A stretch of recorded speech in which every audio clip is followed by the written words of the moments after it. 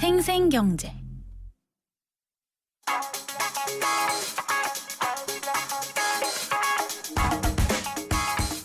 안녕하세요. 멜로디경제 대중음악평론가 이대화입니다. 한국의 음악 저작권자가 2만 명을 돌파했습니다. 정확히는 한국음악저작권협회의 회원이 2만 명을 돌파한 것인데요. 2만 번째의 주인공은 인디밴드 앰플로드의 리더인 박용희 씨입니다. 저작권자의 수는 그 나라 음악계의 규모를 말해주는 것이기도 하죠. 얼마나 많은 사람들이 음악계에 종사하고 있느냐의 지표가 될 수 있는데요. 이제 한국의 음악 시장도 비록 일본이나 미국 정도의 규모는 아니지만 나름대로의 큰 규모를 자랑하게 된 것 같습니다. 협회 윤명선 회장은 50년의 역사를 가지고 있는 협회 회원이 2만 명을 넘어섰다는 사실에 감개가 무량하다면서, 하지만 이제는 저작물 자체도 중요하지만 불합리한 수익 구조나 성장세에 비해 혜택을 받지 못하고 있는 대다수 음악가에 대해 생각해야 할 때다라고 말했습니다. 음악은 2만 번째 주인공인 앰플로드의 곡 듣겠습니다. 데뷔 싱글인 눈부시다입니다.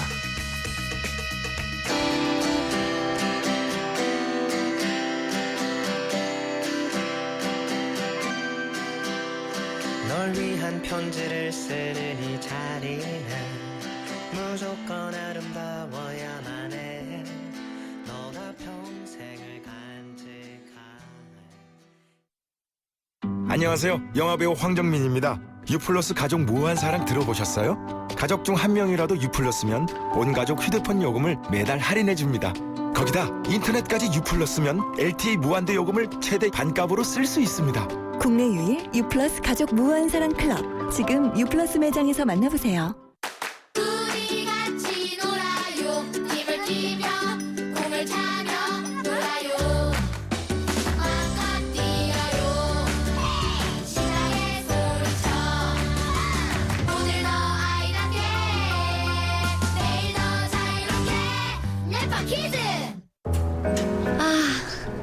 날아가고 싶다. 봄바람 타고. 타러 갈까요?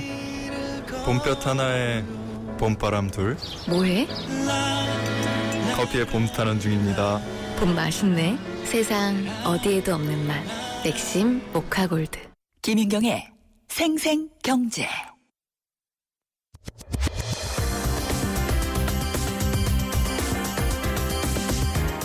생생경제 기획 시리즈, 증권사 고수 베스트 센터장들의 투자 황금률을 알아본다. 생생기획 신의 한수.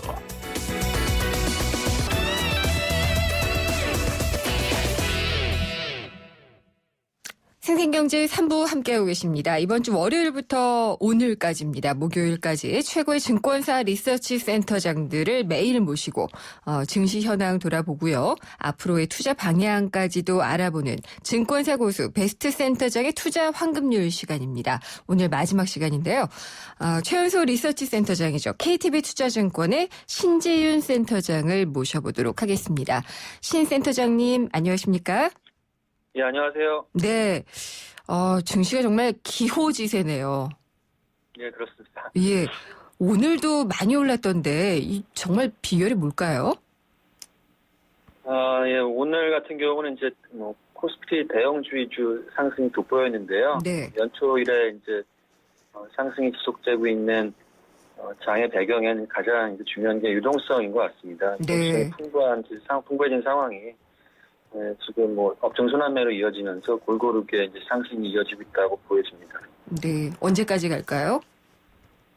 그래서 이제 저희가 연초에 네. 예상한 부분이 하반기 2,300포인트 이런 부분을 예상해드렸는데 오늘 하반기, 지수가 지금 예. 2,300을 말씀드렸는데 네. 오늘 이미 2,170을 넘어선 상황이어서 글쎄요, 저희는 추가적인 상승의 무게를 두고 좀 목표가를 좀 올려야 되는 그런 네. 부분들을 좀 검토를 하고 있습니다. 대략 지수대를 말씀을 해주실 수 있을까요? 의미가 없을까요? 아니요, 조금 전에 말씀드렸다시피 예. 연초에 봤던 이제 그 상승의 어떤 목표치를 2,300포인트 정도로 봤는데 네. 지금 기업 실적 흐름이라든지 유동성 환경들을 검토해 보면은 예. 그 이상으로 좀 눈높이를 높여야 되지 않나라고 생각하고요. 내부적으로 지금 애널리스트들과 네. 검토하고 있는 단계입니다. 예, 더 갈 수 있다라고 보시는 것 같은데요. 근데 코스닥 시장 같은 경우에 이제 또 조정을 한꺼번에 받는 모습인 것도 같아요. 어제 한 종목 때문에 이제 빚어진 결과는 아닌 것 같고, 이거는 배경을 어떻게 봐야 될까요? 그래서 이제 이 코스닥이 이제 개인들 투자가 위주로 이제 간절한 면이 분명히 있고요. 네. 일부 종목 같은 경우에 이제 실적이 이제 점검이 덜 된 상태에서 밸류에이션 좀 부담스러운 게 사실이었고요. 네. 어제 이제 일개 기업의 어떤 사태가 예. 그런 하락을 좀 촉발한 역할을 했던 것 같고요. 글쎄요, 코스닥 같은 경우는 지금 일부 바이오 관련 주식들이 좀 과열 양상을 띈 게 사실이기 때문에 네. 좀 조심해야 되는 장기적으로는 그런 상황이라고 진단을 합니다. 단 이제 코스피 쪽, 대형주 쪽 이런 쪽 같은 경우는 아직 상승 여력이 충분하다라고 생각을 하고 있습니다. 네. 근데 이제 바이오 같은 경우에는 그동안 코스닥을 견인해온 정말 대표적인 업종이었잖아요. 네네. 조정을 받게 될까요, 이번 기회에? 그래서 역시 이제 좋은 종목들을 고른 눈이 필요할 것 같고요. 예. 이렇게 많이 이제 벌려놨다고 하면 이제 앞으로는 조금 집중화되는 경향이 나타나지 않을까, 바이오 중에서도. 네. 그래서 이제 좀 확실한 신약 파이프라인을 갖고 예. 해외 이제 유수 대형 바이오 업체와 제휴가 된다든지 아니면 실제로 실적이 좀 뒷받침된다든지 이런 업체 위주로 좀 집중 이렇게 집중될 거로 생각하고요. 네. 그래서 이제 바이오나 제약에 대한 장기적인 테마는 인구 고령화 이런 거와 같이 가니까 금방 꺼지진 않겠지만 네. 다소 이제 일부 종목에 과열이 껴있는 건 부인할 수 없다라고 생각합니다. 알겠습니다. 그러면은 이제 그 유동성이 가장 큰 배경이라고 얘기를 하셨는데요. 네. 여기에 이제 기업 실적이 뒷받침을 해주면은 그야말로 승승장구할 수 있는 기반이 마련이 되는 거잖아요. 네, 그렇습니다. 기업들의 실적 전망도 좋게 보고 계신 거죠? 예, 요번에 지금 막 1, 4분기 실적이 발표되는, 지금 시즌인데요. 네. 요번에 이제 어닝 시즌 들어가기 전에, 특징적이었던 것이, 애널리스트들의 이제 기업 실적에 대한 전망치가 상당히 오래간만에 상향 조정되는 그런 양태가 나타났었거든요. 네. 근데 실제 이제, 어닝 시즌에 들어가 보니까, 삼성전자라든지 LG화학, LG생명과학, 대림산업, 예. 어제는 LG 디스플레이까지 지금 코스피를 대표하는 이제 간판 업종 대표주들이 하나같이 지금 예상 실적 이상의 이제 실적을 보여주고 있습니다. 그래서 네. 이런 대형주 위주의 어떤 실적 장세 가능성 예. 이런 것도 이제 충분히 엿보이고 있다 이렇게 지금 판단하고 있습니다. 근데 이제 개인 투자자로서는 대형주를 산다는 것 자체가 좀 부담스럽고요. 주변에 아마 지인분들이 야 이거 사야 돼? 뭐 사야 돼? 이런 얘기들 많이 하실 텐데요. 어떻게 권해주시나요? 글쎄요.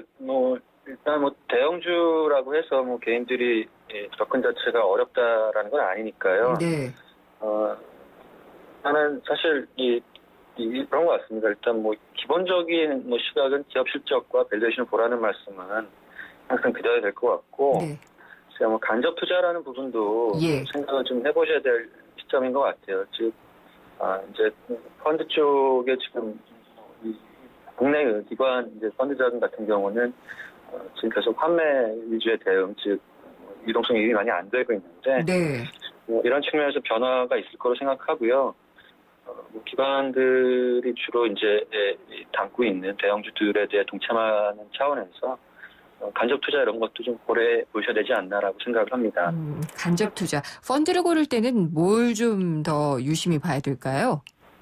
글쎄요, 요새는 이제 여러 가지 정보를 좀 쉽게 접할 수 있어요. 네. 실제 이제 인터넷 포털 사이트에서도 이제 펀드가 이제 각각 어떤 종목들을 많이 담고 있는지 이런 것도 우리가 쉽게 파악할 수 있고, 네. 펀드의 수익률이라든지 이런 부분들을 더 쉽게 파악할 수 있는 상태고요. 그래서, 이 펀드 어떤 그 성격들을 좀 이렇게 파악을 하면서 네. 가는 게 좋을 것 같고요. 그러니까 이제 뭐 성장성이 더 엿보이는 그런 펀드가 좋을지요? 아니면은 조금 더 수비적인 펀드가 좋을지요? 그래서 저희는 지금 일단 기업이익 성장에 포커스를 좀 맞춘 예. 뭐 굳이 이제 그 질문에 이제 답을 드리자면 좀 네. 공격적인 성향의 펀드를 들어가는 것이 네. 지금 시점에서는 옳다라고 생각합니다. 네. 굳이 답을 주시는 거는 제가 이렇게 좀 드리블을 그쪽으로 한 것 같기도 하네요. 예, 그러면은 뭐 업종이나 종목으로 네. 좀 좀 뭐라 그래야 될까요? 추천을 해 주실 만한 것은 없을까요? 이 펀드 말고요. 네, 뭐 저희는 일단 지금 이제 이때까지 주도주가 이제 화장품이라든지 예. 건설, 증권, 제약바이오 이런 쪽 화학까지 포함해서 주도를 했는데 네. 그래서 일단 삼성전자 위주의 이 IT 쪽 흐름을 2분기 이후에 이제 좋게 보고 있고요. 화장품 같은 경우도 밸류에이션 부분에 대한 부담이 있지만 네. 기업 실적 증가가 이제 그런 부담을 녹여갈 거로 보고 있어요. 그래서 삼성전자 위주의 IT, 화장품 그리고 지금 아무래도 이제 건설주가 네. 증권주가 예. 지금 이런 시장 상승에서는 일종의 프록시 대체제 역할을 할 수 있다, 내용이 될 수 있다라고 보고 있습니다. 예. 화장품은 진짜 많이 올랐는데, 그래도 더 간다는 말씀이시죠? 이제, 아까 전에 말씀드렸지만, 이제 그 LG생명과학, 죄송합니다. LG생활건강 같은 경우도 네. 시장 예상을 이제 상회한 실적을 냈고, 아직 실적을 안 냈지만, 아모레퍼시픽이라든지, 아모레퍼시픽 G라든지, 아모레G라든지, 예. 이런 이제 화장품 간판주들의 실적에 대한 기대가 높은 상황이에요. 그래서, 네. 아직은 상승 여력이 있다고 보고요. 이게 이제 한국 시장에 국한되어 있는 종목이 아니라 다분히 중국의 소비자와 직결되어 있는 부분이기 네. 때문에 글로벌 증시의 관심 이런 부분들을 충분히 가져갈 수 있다고 생각합니다. 그래서 아직도 룸이 있다고 생각합니다. 네. 그 센터장님 아까 업종을 추천을 하시다가 삼성전자를 비롯한 IT, 화장품, 건설주 하시다가 아니고 증권주 이러셨거든요. 건설주는 아닌가요? 아닙니다. 꼭 그렇습니다. 예. 제 건설주도 저희가 이제 소위 비중 확대라는 의견을 내면서 좋게 보고 있고요. 아, 그렇군요. 다만 일단 지금 이제 선호도 부분에서 네. 증권 쪽이 조금 더 낫지 않냐 이런 말씀 드리는 건데요. 네. 건설에 대해서 좋게 시각을 유지하고 있습니다. 그렇군요. 전체적으로는 그렇게 악재가 있어 보이지는 않네요. 그래요. 지금 한때 이제 미국 금리 인상이라든지 이런 부분들을 걱정을 많이 했지만 지금은 악재는 이제 글쎄요 많이 이렇게 도드라지진 상황은 아닌 것 같고요. 네. 아까 말씀드렸던 일단 바이오라든지 제약 쪽의 일부 거품 논란 이런 것들을 좀 조심하면은 시장 자체의 상승 흐름은 충분히 우리가 네. 공유할 수 있다 생각하고 있습니다. 근데 바이오나 제약주 같은 경우에요. 제가 좀 너무 구체적으로 여쭤보는 것 같기도 한데 이게 개발이 돼서 시판이 되고 매출이 일어날 때까지 굉장히 많이 기다려줘야지 되는 업종이잖아요. 그렇기 네, 때문에 그렇죠. 예, 네, 그래서 이게 그냥 기대감으로 오르는 건데 그게 다 거품이다라고 얘기하기도 좀 어려운 측면도 있을 것 같고 뭘 가지고 좀 구분을 하면 좋을까요? 네, 이제 실제로 이제 해외 유수 제약사들과의 어떤 제휴관계, 계약관계 이런 네. 체결 이런 부분들을 좀 확인을 하시는 게 진짜 이루어졌나 이런 것들요. 그런 것들이 좋을 것 같고요. 네. 이제 꾸준하게 R&D 투자한 기업들 같은 경우는 이제 후보군이 되겠죠. 그래서 최근에 한미라든지 LG생명과학이라든지 이런 쪽 같은 경우는 성과가 뒷받침되는 상승이라고 생각하고요. 앞으로 바이오시밀러 이런 쪽도 네. 충분히 아직은 잠재력이 있다고 생각하고 있습니다. 그러면 일단 올해는 원래 그 목표치를 잡으셨던 2,300보다는 더 갈 걸로 보시고 내년 들어가면 어떨까요, 시장이요? 쉽지 않은 질문인데요. 사실 예, 내년까지. 글쎄요, 일단 올해 이제 하반기에 예. 순간에 이제 미국 금리 인상이라는 어떤 큰 변화를 한번 겪어야 될 것 같고요. 네. 일단은 이제 중국 증시 쪽이 이제 뭐 이제 흐름이 좋은데 네. 이 뭐 글로벌 유동성의 흐름, 중국 증시의 어떤 흐름 이런 부분들이 좌우해야 될 것 같긴 한데 일단은 뭐 저희는 뭐 이런 상승 흐름이 뭐 쉽게 꺾인다라고 보지는 않고요. 다만 뭐 내년에 뭐 예를 들어 3,000포인트를 간다 이런 말씀 드리기는 사실 좀 이른 시점 같아요. 네. 알겠습니다. 그러니까 중국 증시의 향방도 우리가 좀 눈여겨볼만 하군요. 예, 그렇습니다. 네. 중국은 지금 뭐 부양책들을 많이 쓰고 있으니까 어느 정도 좀 성장률 맞추면서 가지 않을까요? 중국은 일단 뭐 이제 너무 이제 뭐 큰 그림이지만 네. 이 경제 구조 자체를 투자 위주에서 소비 쪽으로 이제 예. 바꾸는 과정이고요. 그런 네. 과정에서 경제 성장의 속도 자체가 불가피하게 둔화되는 게 있습니다. 그러나 이제 이 어떤 급격한 네. 둔화, 뭐 경착륙 이런 부분들을 제어하는 그런 뭐 부양책들이 간간히 이어지고 있고 한편으로는 또 증시의 과열 이런 것들을 억제하는 정책도 흘러나오고 있어요. 즉 전체 경제 속도를 좀 경제 성장 속도를 컨트롤하면서 네. 증시 과열을 억제하겠다 이런 정책인데 뭐 일단은 그 합리적이고 이때까지는 성공적이라고 보여지고요. 알겠습니다. 예, 예. 그렇게 생각합니다. 그럼 센터장님이 이제 개인적으로 갖고 있는 어떤 투자의 그 황금률일까요? 이런 게 있을 것 같은데 지금 투자자들에게 조언을 주신다면은 이것만은 챙겨라. 이렇게 봐라라는 게 뭐가 있을까요? 사실 좀 부담스러운 부분인데요. 네. 아까도 뭐 약간 이제 비슷한 제 뉘앙스로 말씀을 드렸지만 예. 좀 그 공부하는 자세를 많이 갖춰야 되지 않겠냐. 공부요. 증권사 보고서라든지 네. 하다못해 경제신문이라도 꾸준히 좀 읽으면서 예. 나름의 어떤 이 투자의 어떤 그 기준 이런 것들을 좀 가져가시는 게 네. 좋지 않을까 이제 생각을 하고 아주 긴 흐름을 보면은 개인 투자가들이 순매수하는 종목들이 성과가 좋지 않은 경우가 많았던 것 같아요. 네. 이제 일단 항상 좀 역발상으로 접근할 수 있는 남들이 네. 하는 종목으로 이제 쫓아가는 게 아니라 네. 반대의 시각에서 볼 수 있는 그런 좀 발상의 전환 이런 것들이 필요하다고 생각합니다. 부안해동하지 말고 스스로 공부하고 신중하게 챙겨라라는 말씀으로 해석해도 될까요? 예. 네. 알겠습니다. 오늘 오랜 시간 얘기 감사합니다. 오늘 얘기 잘 들었습니다. 예, 감사합니다. 예. KTB 투자증권의 신지윤 리서치 센터장이었습니다. 비가 온다. 비 오는 날은 대리기사님들이 적게 출동하므로 고객님들의 독촉 전화가 많은 힘든 날이다. 아직 나에겐 12분의 기사님이 있다. 비를 이겨내야 한다. 좌우로 정렬 2588 좌우가 같네 좌우가 같아 2588 가나다라 마바사 자차카타파 전해주고 싶은 얘기 바람병에 담으면 한글이 모자랄지도 몰라 병 하나에 담을 수 없는 초정탄산수 이야기 파란을 일으키다 초정탄산수 교촌치킨 모델 이민호입니다. 야구장에선 역시 교촌이죠. 교촌이네? 교촌! 와, 사람들이 다 모여드네요. 교촌 법칙 1. 만유인력의 법칙.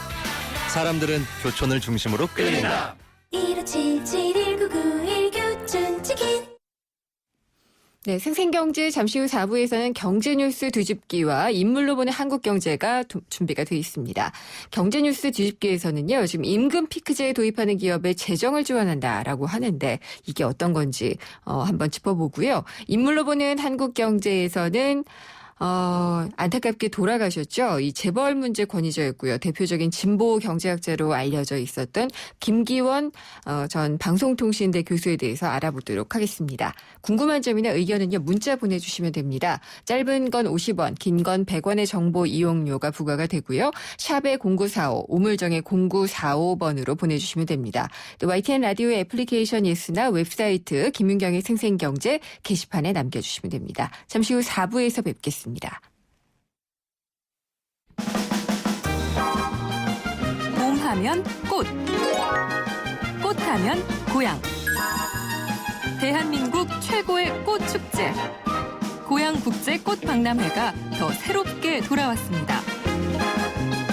이달 24일부터 다음 달 10일까지 펼쳐지는 2015 고향국제꽃박람회. 꽃박람회와 아쿠아플라넷을 함께 즐길 수 있는 공동 입장권도 절찬리에 판매 중입니다. 자세한 사항은 031-909-9000으로 문의하세요.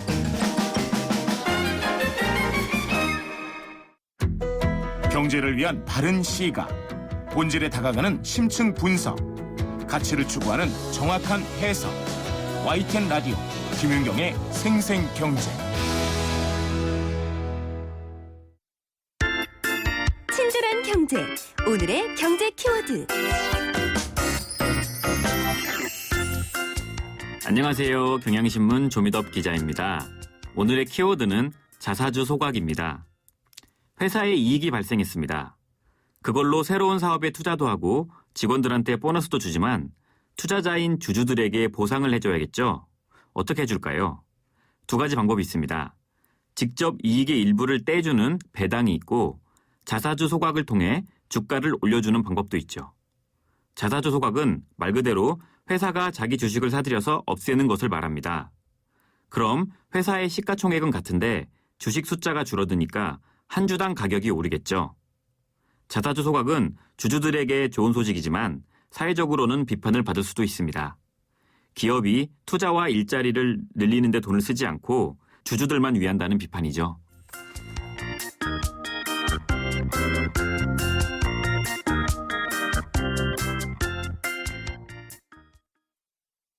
도시의 여러분, 저 김연아는 평창에 있습니다. 맑고 깨끗한 강원 평창수와 함께요. 해발 680m, 평창의 깨끗함을 담은 강원 평창수로 오늘도 힘내세요. 평창 동계올림픽 공식 먹는 샘물 강원 평창수. 연아랑 마셔요. 점점 따뜻해집니다. 당신을 향한 SM5의 마음도. 올봄 SM5가 마련한 따뜻한 혜택.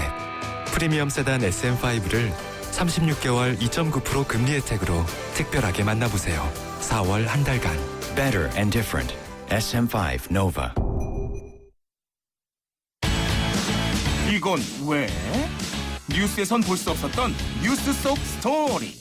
경제 뉴스 뒤집기 한판. 모든 사람이 꿈꾸는 내일 롯데건설 협찬으로 김은경의 생생경제 4부 시작하겠습니다. 경제뉴스 뒤집기 시간입니다. 오늘은 홍원호 시민경제사회연구소장과 함께합니다. 안녕하십니까 소장님?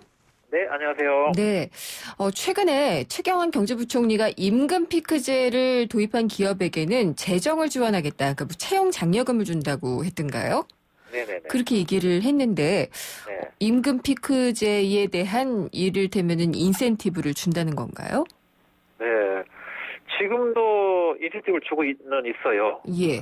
그러니까 근데 이제 추가적으로 해주겠다는 거로 그렇게 들리는데 지금도 어떻게 돼 있냐 그러면 대기업은 좀 제외되어 있는데요. 네. 중간 이상 이하의 그 기업들에 대해서 임금 피크제를 실시하면 임금 피크제는 정점으로부터 임금이 낮아지는 거 아니겠어요? 네. 그러면 그 낮아진 만큼에 대해서 정부가 지금 그 재정 지원을 하고 있거든요. 지금 하고 있는데, 근데 이제 이번에 발표한 거는 그런 임금 피크제를 도입한 기업에 대해서 신규로 채용할 거 아니겠어요? 예. 신규로 채용하면 이 채용한 인원에 대해서 채용 장려금을 준다고 그러는데, 물론 그 구체적인 내용은 이제 아직 발표를 안 했기 때문에 뭐 어떻게 한다는 건지는 좀 두고 봐야 되겠지만, 어쨌거나 뭐 그렇게 한다고 합니다. 좋은 거 아니에요? 글쎄요. 그런데 저는 이제 뭐 결과적으로 말씀을 드리면 예. 이게 저는 이거는 그렇게 썩 좋다고는 보지는 않는데. 좋은 게 왜 아닌 이런 거군요. 왜 이런 말씀을 드리냐 그러면 네. 그 사실상 그 돈이라는 게 다 그 한정돼 있기 때문에 재원이라는 게 네. 가능하면 가장 필요한 곳에 이제 돈이 흘러가야 되는데 특히나 국가의 돈은요. 예. 국가의 돈은 그렇죠. 그러니까 우리 뭐 세금. 그런데 네. 특히 이제 기업들에 대한 지원도 마찬가지거든요. 그러니까 기업들이라고 그러면 대기업도 있고 중기업도 있고 소기업도 있는데 국책연구소 뭐 KDI나 이쪽에서 연구 결과를 해본 바에 의하면 이 중에서 가장 효과가 큰 게 소기업이에요. 네. 예, 그러니까 뭐 예를 들면 우리 뭐 저기 뭐 실리콘밸리에 우리 뭐 스티브 잡스 얘기를 해보면 예. 잠깐만 예. 뭐 스티브 잡스가 처음 시작한 게 1970년대 중반이잖아요. 그렇죠. 컴퓨터 뭐 처음에 만들 때 그래서 뭐 실리콘밸리 한 창고에서 그걸 뭐 뚝딱뚝딱 해서 그걸 만들었다고 그러는데 지금 우리나라에도 뭐 스티브 잡스처럼 다 성공하는 보장은 없지만 그런 청년 기업들 굉장히 많잖아요. 네. 그러면 그런 기업들에 대해서 옥석을 가려서 이렇게 정부가 정말 요긴한데 이렇게 돈을 보내줘야 되는데 정부가 자꾸 이제 대기업이나 중기업 쪽으로 이렇게 자꾸 돈을 이렇게 주게 되면 소기업은 그만큼 못 받는 거 아니겠어요? 그러니까. 한정이 되어 그리고 있으니까. 예, 돈이 한정돼 있으니까. 네. 그리고 또 하나는 지금 그 경남기업 얘기 요즘에 굉장히 핫 이슈인데. 경남기업이요? 예, 경남기업.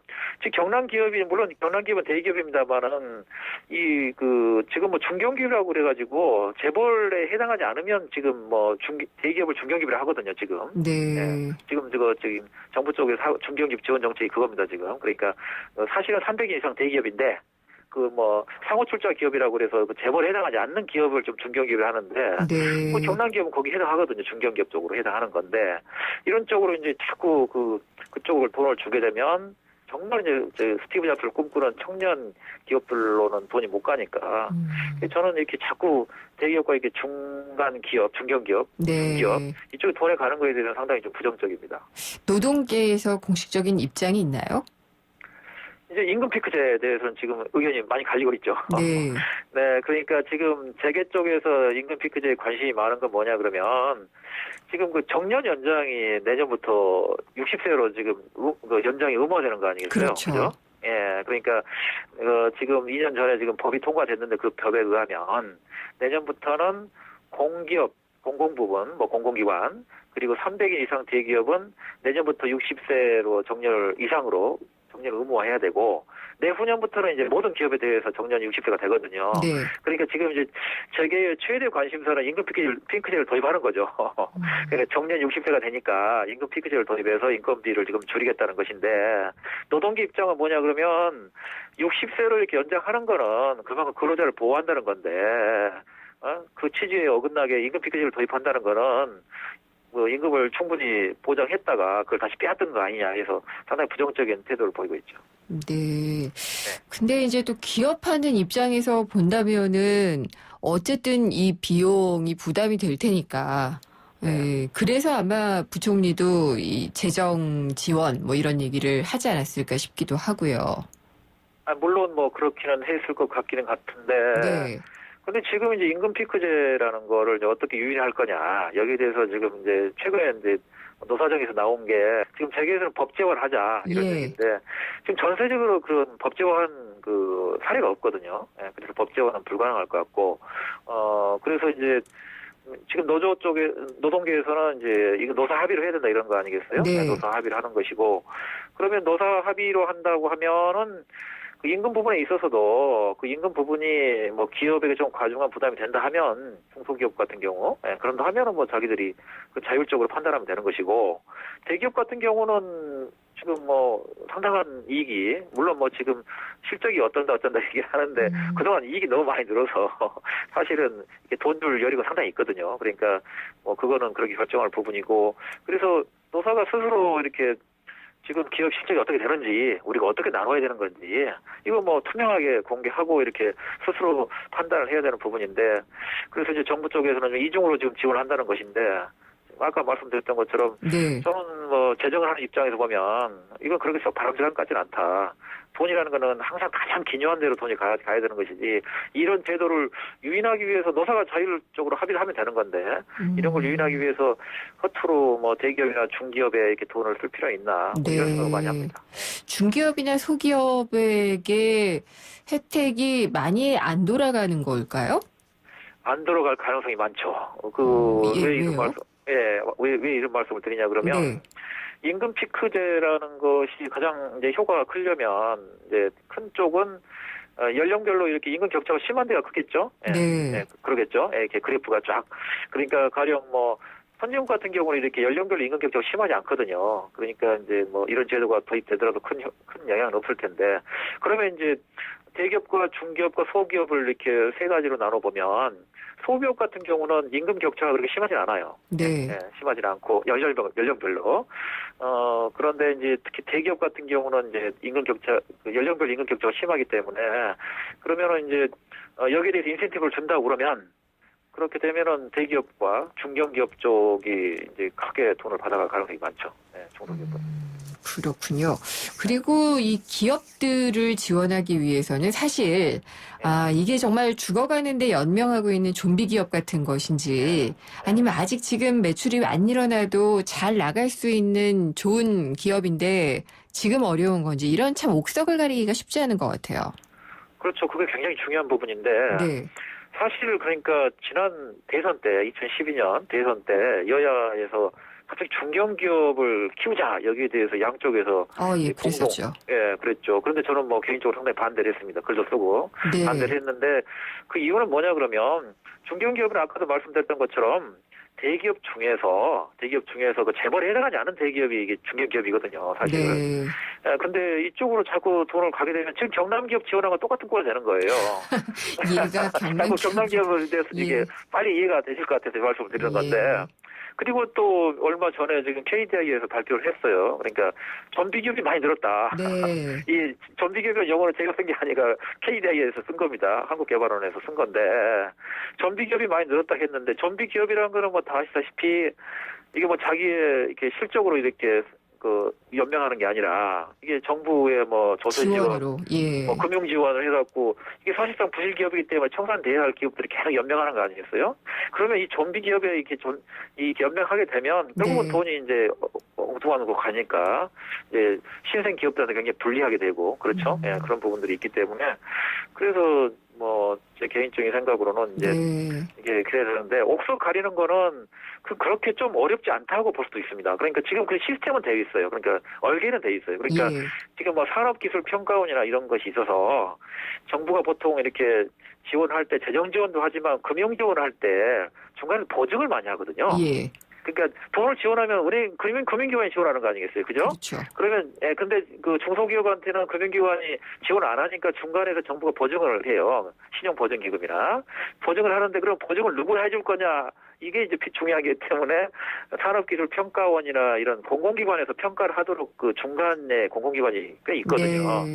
사실은 돈이 제대로 가게 하고 옥석을 가리게 하려면 이 공공기관, 그러니까 이 기술을 제대로 평가해주고 옥석을 제대로 가리는 이 중간에 평가기관들만 제대로 굴러가면은 이게 상당히 효율성이 높아질 수 있는 거거든요. 네. 근데 지금 그게 잘 안 되죠. 잘 안 되는 게.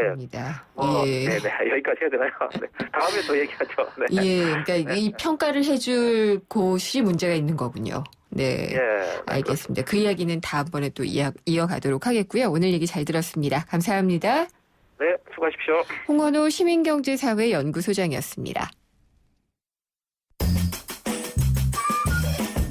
생생경제를 다양하게 만나는 방법.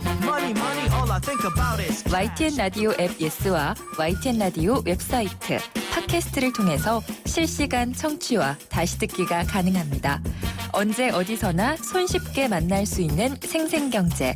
참 좋다. 어려운 경제학은 가라. 듣기만 해도 나도 경제학자? 귀에 쏙쏙 들어오는 생생경제학. 인물로 보는 한국경제입니다. 미디어오늘의 이정환 기자 연결하겠습니다. 안녕하십니까? 네, 안녕하십니까? 네, 오늘은 어떤 인물인가요? 네, 지난해 12월에 안타깝게도 일찍 돌아가셨죠. 이 김기현 방송통신대 경제학과 교수 이야기를 해보겠습니다. 예. 재벌 문제 권위자였고 이 대표적인 진보 진영 경제학자로 알려졌는데 실제로 비판은 오히려 진보 진영에 집중을 했었죠. 예. 저도 그래서 김기현 교수님 인터뷰도 몇 번 했었고 네. 페이스북 친구인데요. 그렇죠. 예, 어느 순간 갑자기 페이스북을 조금 쉬려고 합니다라고 하셨어요. 그랬죠. 그게 이게 병세가 좀 깊어졌을 때였더라고요. 예, 너무 예. 갑작스러워서 되게 예. 다들 충격을 많이 받았습니다. 좀 안타깝기는 했는데, 그 김 교수님이 블로그도 굉장히 열심히 운영을 하셨거든요. 그랬죠. 네. 이름 학자들 중에 이렇게 블로그 열심히 하시는 분도 많지 않은데요. 없죠, 거의. 네, 예. 그래서 블로그 이름도 개혁적 진보의 메아리. 그래서 네. 어떻게 보면은 좀, 약간 좀, 뭐랄까요, 무섭게 느껴진달까요? 그런 점들도 그렇죠. 네. 있었는데, 네. 하여간에 열심히 하셨어요. 네. 진보의 메아리라고 이름을 붙인 건 이 진보 진영의 어떤 성찰을 요구한다라는 의미일 텐데요. 네. 진영 논리에 갇히지 않겠다라는 그런 의지도 반영돼 있을 거고요. 이 과거 기억나는 건 김진숙 씨가 한진중공업에 고공농성을 하고 있을 때 네. 2011년인데요. 이 목표가 실현 가능해야 운동도 지속 가능하다라고 비판을 하기도 했습니다. 이 희망버스가 전국에서 이 부산에 몰려들고 예. 어떻게 보면 그 노동 문제에 전국적인 관심이 있을 때였는데 오히려 그런 식으로는 바뀌지 않는다라고 비판을 했던 건데요. 사실 누구도 이렇게 다른 목소리를 내지 못하거나 오히려 김진숙 씨를 굉장히 응원하는 그런 분위기였는데 좀 판물을 끼얹는 그런 소리를 하셨었죠. 예, 그러니까 정말 이 진보 경제학자로 불리면서도 진보 진영으로부터도 지지를 못 받는 경우가 있었는데, 근데 이제 김 교수님의 요지는 그거였겠죠. 구조를 풀어야지 이 현상을 푸는 게 아니다. 그렇죠. 그래서 이 듣기 좋아하는 말만 하는 게 아니라 계속 불편한 진실을 이야기를 하셨는데요. 네.